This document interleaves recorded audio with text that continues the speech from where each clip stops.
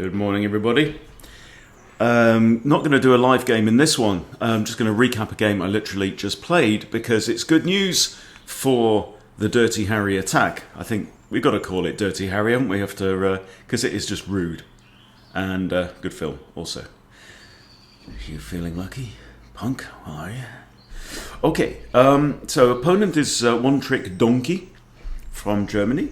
Rated 1379 at the start of the game. Now, I didn't play this according to the Dirty Harry theory, but in principle it's the same. Okay, so the whole point is this is against the modern defense, right? So they've played g6, and the idea is to play quick bishop g7, bring the knight out. You don't usually want to bring the knight out while there's a pawn on e4. So black will very often play d6 to de-encourage that which would come with tempo hitting the knight, right? So now here I played d4. I thought grab the centre, grab the whole centre, and then maybe send Harry on his way. Now our theory is actually with an immediate h2 h4 at this point, okay? But that aside, don't matter. Bishop comes out, and now this, okay? So let's just see how it goes. All right, just sit back and enjoy it. Hope you've got a cuppa with you. Here we go. There's d6 because he wants to be able to play this, doesn't he? Right? And then off goes Harry. And then along comes Harry. Now, black here is just not going to want to do this. That is, it goes against every instinct in his modern defense playing body. Right? But here's the point. This h6 square is defended by the rook and the bishop. Now, I know this, you know this, but does Donkey know this? Okay. He brings his knight out anyway, because he's a modern player and that's what they do. So what we're trying to do is we're trying to use our opponent's instincts against him, if you know what I mean. Use your instincts, Luke.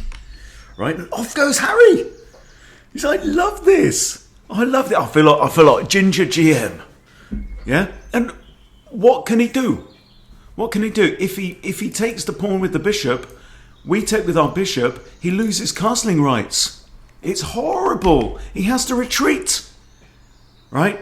And we have clamped down on this square. And this is just horrible. Now, according to the eval, it's only 0.5. It's only a half a pawn in white's favour. But, damn. Right? We have the centre. We are preventing black's ideas. And in real world chess, you know, I bet this wins a lot. So anyway, so knight c3, defending the e4 pawn because it is under attack by black's knight. Knight then comes in to our position, right? So look at what he's not doing. He's not developing any stuff because we've got a clamp. So bishop c4, just eyeing up f7. Got the idea of maybe queen here coming in to deliver, like, well, it's not checkmate immediately, but it's a world of pain. And he takes the pawn. Bishop takes. Free piece, thank you very much. Bishop takes, rook takes. Yeah, in for a penny, in for a pound. One Trick Donkey. So loving this, and he puts his bishop here, so I just trade off, I'm up a piece. Sod it, why not? Right? He recaptures, queen out. Now attacking this loose pawn, brings his knight out. I could take the pawn here. I just decide to castle because the knight is looking at the d4 pawn. So let's castle. Let's be a bit principled. I should probably be thinking about f4 actually at some point very soon. Opponent's king is in the centre. I don't think I played that. Well, I probably should have done.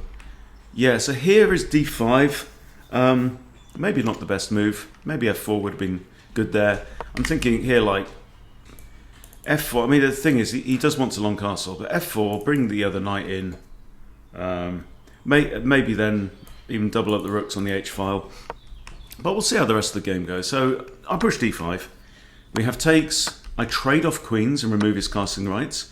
Then I decide to take this pawn with my knight. Maybe pawn takes would be even better, but getting the knight in the centre, no bad thing. Now f4 with tempo. Now he attacks my rook, and I had to have a bit of a think here, nearly 20 seconds, because the danger is this, right? So then I'm saying to myself, well, all of these squares are danger squares, okay? So I can't put my rook on any of them, So, not many safe places. So rook h4 hits the knight. He comes in, attacks this, also with a fork on e4. So what we do, multi-purpose move, rook e1.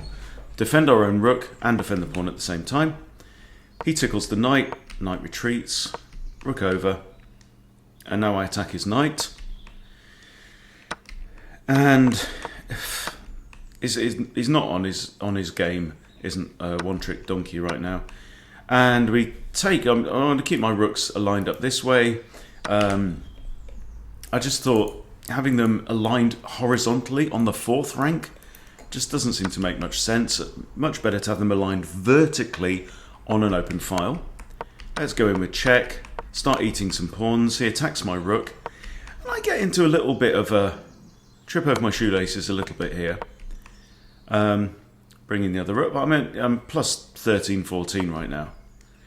Now he comes in, and the risk obviously is a fork. Forking king and knight. So maybe what I should have done actually is traded off the rooks here. In fact, you know what would have been really good? Trade, rook takes, then rook h8, skewering the king, and then just get all the rooks off the board, and then my king will get over here. That's probably what I should have done. But I captured a pawn with check here, and another pawn, and now I get into a pickle, right? Because now, I mean, I am plus, it's gone, it can't make up its mind if it's plus 33 or 13 right now, but it's totally winning. Thing is, the king's now attacking this, and I'm slightly worried about this. So, I double up my rooks, because what I'm thinking is, if he comes in here, right, and I move away and he wins the knight, then I've got rook a8 winning this rook, right? However, that's not how it works, because I do this, and now he's got a fork, hasn't he, on both rooks. So, pop quiz. What do you do in this position? So I had a good think here, 22 seconds, which is quite extravagant. So I played rook 6 to a7. Okay? So if in doubt, give check. And then b6. And here's the point now, I can give check, right? And the point about giving check here, excuse me, he can't go on any of these squares, and he's in check. So what's he got? Well, he's got to come away from the rooks, okay? And as soon as he steps away from the rooks, I win that rook for my knight. So pleased about that. He comes in with check. I'm not too concerned. Now he's got an idea here. We've got mate in 4, and I do mate him in 4. Interesting. So, I mean, this is a really good puzzle point, actually. If you want to pause here and even set it up on a board if you want and try and get mate in 4. In fact, I'll put the fen for this position in the description. In fact, I can probably give you an analysis board link for this position on chess.com. So if you don't want to know the answer, look away now, right? So what I find is rook c8. King then goes to d6. I give check again with this rook. Okay. Another check now supported by the knight. He goes to the back rank and he's ladder mated. And the adjacency of this king to this rook doesn't matter because of the knight. So very interesting game. And I tell you what, I'm loving this idea. You just throw Harry up the board. And yeah, it's dirty, but I don't care. Right, let's bring it on. I like it dirty. Let's go. Okay, thanks for watching, everyone. See you soon.